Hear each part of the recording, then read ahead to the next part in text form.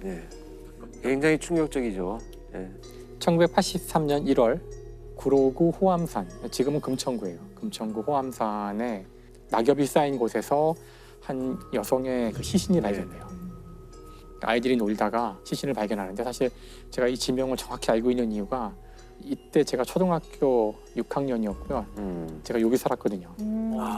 저희 뒷산이라고 할 수 있어요. 그래서 어릴 때 그 살인 사건 이야기를 들었던 기억이 어렴풋이 나는데, 이때 시신이 발견되니까 경찰이 조사에 들어갔고요. 조사를 해본 결과 24살의 여성으로 밝혀졌고요. 독극물을 먹고 이제 죽은 걸로 사인은. 그 여성은 이발소에서 일하고 있던 여성이었고, 그래서 이발소의 단골 손님들을 중심으로 이제 쭉 탐문 수사가 시작된 거죠. 그래서 이제 거기 단골 손님들을 찾아가서 하나씩 만나는 과정 중에 그 범인인 이동식, 당시 사진 작가라고 하는 사람인데, 이동식은 특수절도 등으로 전과 3범으로 복역을 마치고 나와서 배관공으로 일을 하면서 동시에 사진 작가를 했다고 그러더라고요. 이 사람한테 경찰이 찾아갔어요. 찾아갔더니 자신은 뭐 사진 작가고 하면서 막 사진을 이제 보여주겠다고 보여주는데, 사진이 대부분 그 여성의 누드를 찍은 사진이고, 근데 일부는 되게 엽기적인 장면들이 있는 거죠. 아마 사람이 죽어가는 모습 같은 것도 있고, 막 피가 나는 장면도 있고. 근데 자신은 이제 이게 컨셉이라고 하는데, 그 경찰들이 그 사진을 막 열심히 보고 있는 중에 이 사람이 뭔가 사진 한 장을 이렇게 숨기려고 하는 게 포착이 돼요. 그걸 이제 그 눈썰미가 뛰어나신 이제 경찰 한 분이 본 거죠. 그 사진에는 그 하얀 베일을 쓴 여성이 있었는데, 이제 이게 심상치 않아서 확인을 해보니 그 죽은 사람이 맞다. 그래서 이제 이 집에 대한 압수수색이 시작되고, 결국은 집에서 21장의 사진을 찾게 돼요. 이 죽은 여성의 사진을 찾게 되는데, 이 사진을 가만히 보니까 이게 죽어가는 과정을 찍은 거예요.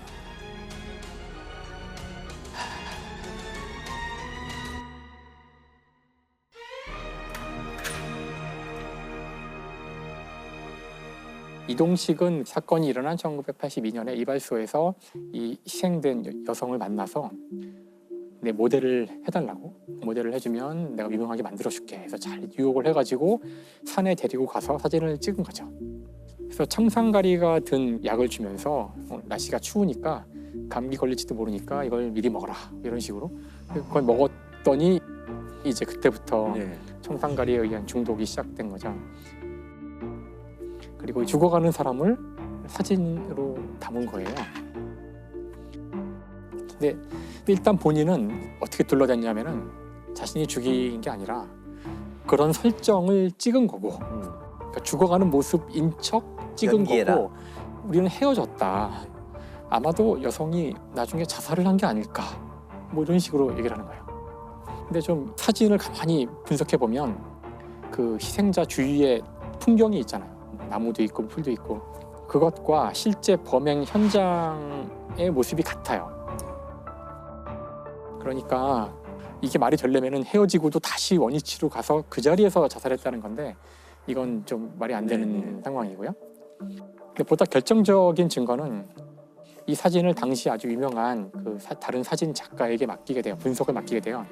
그래서 그 사진 작가가 분석을 하는 과정에서 이제 좀 충격적인 결과가 나오는데, 이게 너무 사진이 그 해상도가 좋다 보니 사람의 솜털까지 다 보이는 정도로 가더라고요. 근데 사람의 이 솜털이 이렇게 자세히 보면 이렇게 서 있어요. 이렇게. 그렇죠. 서 있는데, 사람이 일단 사망을 하면 그때부터 솜털이 서서히 이렇게 눕는다고 하더라고요. 근데 이 사진이 너무나 해상도가 좋아서 솜털이 다 보이는 상황이라서 분석을 통해서 21장의 사진 가운데 1번부터 16번까지는 살아있었고, 16번, 17번 사이에 사망을 한 것으로, 그래서 17번부터 22번까지는 솜털이 눕는 걸 볼 수 있죠. 이미 사망한 이유이기 때문에. 그럼 살아있을 때부터 사망할 때까지 찍은 거네요. 그렇죠. 그러니까 이 사실이 밝혀지자 이제 또 말을 바꿔요. 이것은 내가 추구하는 예술의 세계다.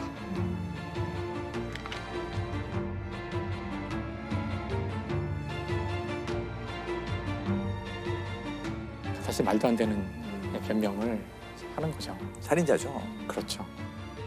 그래서 이제 이 사건이 이제 밝혀지자 이동식의 전 처가 1972년에 행방불명이 됐는데 예. 혹시 이것도 뭔가 관련이 있는 게 아닌가. 그래서 경찰이 각종 여죄 추궁에 네. 들어갔는데 이동식이 이제 말을 오락가락하면서 뭐 자기가 뭐 살해하고 매장했다 그러면서 경찰이 가서 파보니까 없고 뭐 이런 식으로 막 혼란을 주는, 결국은 밝혀지진 않아요. 결국은 그 행방불명된 전처의 행방은 밝혀지지 않고요. 이 사건이 이제 하도 엽기적이다 보니 해외 토픽에까지 소개가 됐대요. 근데 그냥 이 사건은 빨리 묻히게 돼요. 별로 더 이상의 조사가 이루어지지 않고. 그러니까 이게 아마도 당시 그 아시안 게임이나 올림픽을 앞둔 그 정부 입장에서는 뭔가 이 사건을 빨리 정리해야겠다. 그래서 더 이상 조사를 하지 않고 빨리 종결을 시키고 재판도 빨리 진행되게 됩니다.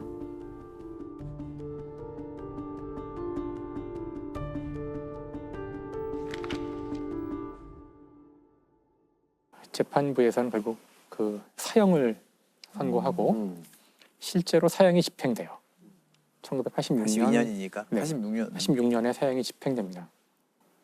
권영 쌤도 이 사건 들으신 적 있다고? 예, 저는 이제 나중에 그 이 스터디 케이스 스터디하는 과정에서 이 사건을 알게 됐는데요. 굉장히 충격적이었고 그렇게 된 배경이 있어요. 이 범죄자는 처음에 그 자기가 사진으로 인정받았을 때 그 사진이 굉장히 끔찍한 사진이었어요.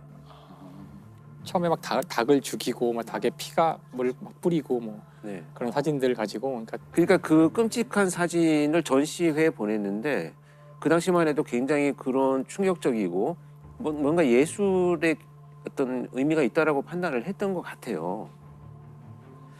제가 나중에 이제 그 분석을 해본 바로는 이 사람이 살아온 성장 배경 중에서 무언가 공식적으로 사회로부터 인정받는 게 그게 첫 번째의 어떤 계기가 됐거든요. 그래서 뭔가 그런 장면들로 인해서 자기가 계속 인정받는다라는 것이 과도하게 그렇게 범죄로 이어졌다 이렇게 보고 있습니다.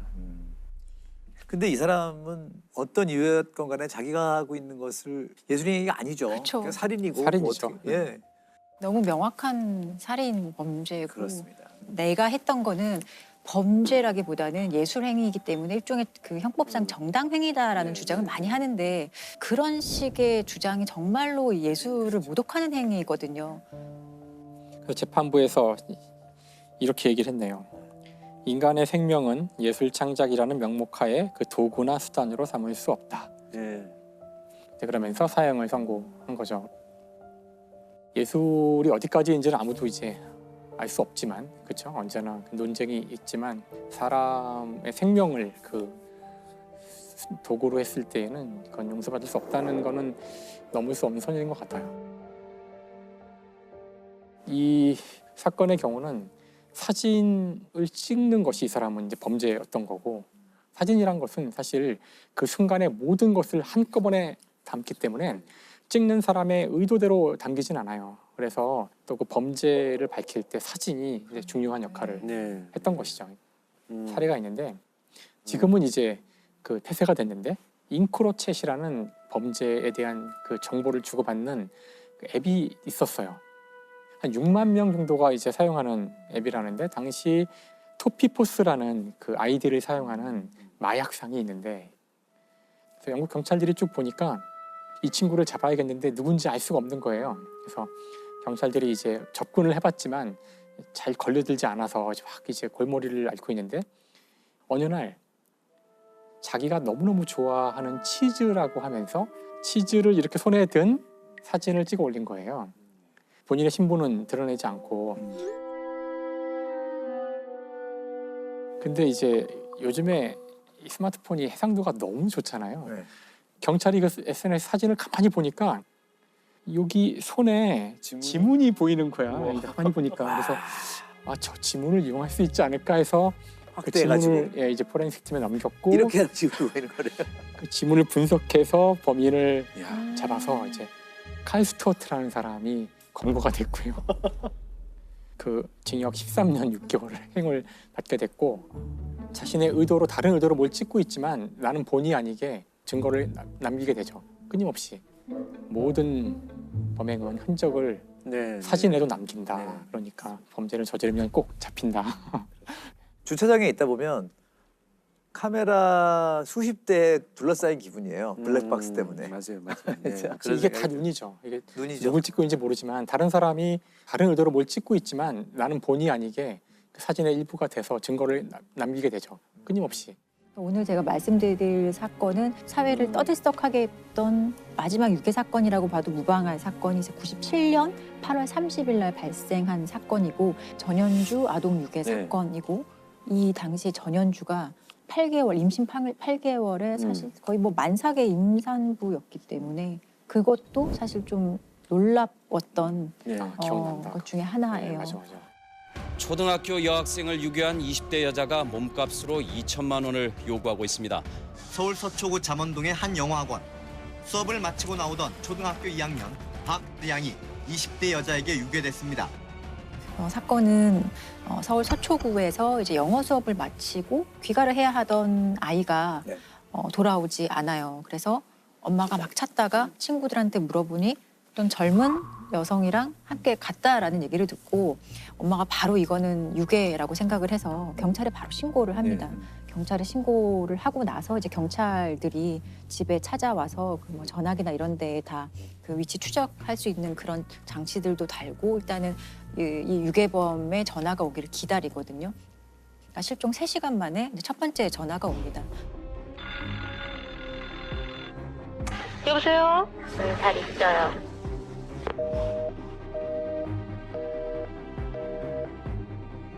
첫 번째 전화는 너무 짧게 통화를 해서 그냥 아이는 잘 있다 요 정도로만 전화를 하고 말거든요. 그래서 통화 시간이 너무 짧아서 어디서 전화가 오는지 그 위치 추적을 그 경찰이 전혀 하지 못해요. 그리고 이게 다음 날 31일이 되어서 다시 한번 전화가 옵니다. 그때는 조금 전화를 길게 해서 이 유괴범의 어떤 전화하는 장소를 특정하는데 이 당시 유괴범의 요구 사항이 2천만 원을 가지고 명동 어딘가로 나오라는 얘기를 합니다. 잘 있어요. 우리 애기 뭐 밥은 좀 먹나요? 원하시는 게 뭔가 좀 얘기 좀 해주시겠어요? 2천만 원을 주지. 2천만 원이요? 아니요, 시간 끌 것도 없고. 한다거나 딴 짓을해서 그 카드가 우리 손에 못 들어오면 그렇다면 못 보는 거지. 아, 그러면은? 어디서 전화를 했는지 발신 추적을 했더니 명동에 있는 한 공중전화에서 발신 이력이 있다라고 해서 그 공중전화를 사실 거의 떼가서 거기에 있는 지문까지 채취를 하는 식으로 열심히 노력을 하거든요. 이 당시만 해도 아직 이게 공개 수사가 되기 전이에요. 그래서 사회적으로 사람들은 다 몰랐던 상황이고 그래서 이제 공중전화 인근에 있던 시민들에게 인상착의를 물었는데 시민들이 키가 작은 젊은 여성이었다 이런 얘기를 합니다. 그리고 이후에 같은 날 밤 9시에 한 번 더 전화가 오거든요. 그날 전화에서도 다시 똑같은 얘기를 합니다. 2천만 원을 가지고 어디로 오라라고 얘기를 하고 근데 이미 명동에서 발신된 이력이 있기 때문에 형사들이 명동에 이미 가 있었거든요. 그래서 전화를 통화하는 동안에 이 발신의 위치를 확인을 하거든요. 그러니까 명동의 한 카페에서 전화가 걸려왔다는 걸 확인하고 전화를 거의 하는과 동시에 경찰들이 그 현장 카페에 막 올라가요. 출입문도 하나밖에 없었고 출입문도 이제 봉쇄를 하고 현장의 카페 안에 있던 사람들을 이제 다 확인을 하는데 당시에 13명이 있었고 12명의 여성과 뭐 1명의 남성이 있었다고 하거든요. 그중에 특히나 이 전현주는 당시에 임신을 하고 있었는 누가 봐도 임신부의 모습이기 때문에 지금 너무 내가 놀라서 너희가 이렇게 경찰이 들이닥쳐서 출입문도 봉쇄하고 사람들을 막 조사하니 아이가 너무 막 놀라서 내가 바로 병원을 가봐야겠다 이런 식으로 해서 현장을 자꾸 나가려고 해요. 근데 막 사람들도 주변에서 임신부가 저러니까 내보내줘야 하는 거 아니야 라고 생각을 했고 경찰도 사실은 딱히 설마 특별한 용의점이 없기 때문에 결국 이 임신부 여성의 그 지문만 채취하고 그냥 돌려보내줬고요. 나머지 현장에 있던 사람들도 간단한 신분 조회와 지문 채취만 한 후에 이제 그 카페에서 이제 나갈 수 있게 해줬습니다. 그렇게 좀 사건은 일단 종료가 되고 결국 범인 검거는 못한 거예요. 비공개 수사 기간 동안. 그래서 실종된 지 5일 만에 경찰이 이제 공개 수사로 전환을 하고 공개 수사로 전환을 하자마자 정말 전 국민적인 관심과 또 이 피해자가 살던 지역에서 거의 모든 동네 사람들이 나와서 막 찾고 또 인터뷰도 하고 각종 제보도 막 쏟아지기 시작을 하거든요. 어떻게 얘기하면서 애를 데려가든가요? 그 언니가 오면서요. 우리 조카도 여기 다니는데 너도 다니냐 그랬어요. 쌍둥이 2명하고 또 웃으면서 이렇게 얘기하면서 엘리베이터 타는 걸 봤습니다. 수업이 끝난 뒤 학생들은 유괴 용의자의 수배 전단을 손에 쥐고 거리로 나섰습니다. 한편 서초 구민들도 내일 저녁 양을 찾기 위한 긴급 반상회를 개최하기로 했습니다. 그런데 계속 잡지 못하다가 한 9월 11일경에 어떤 중년 남성한테 전화가 와요. 네. 경찰에. 전현주의 아버지였어요. 그래서 왜 전화를 했는지 들어봤더니 전현주가 집에 며칠째 들어오지 않는다. 내 딸이 들어오지 않는데 내 딸 집 앞에 며칠째 계속 형사들이 좀 왔다 갔다 한다. 왜냐하면 그때 카페에서 있었던 그 안에 사실 범인이 있는 거잖아요. 현장에 그 13명에 대해서 경찰이 계속 확인을 좀 했던 거예요.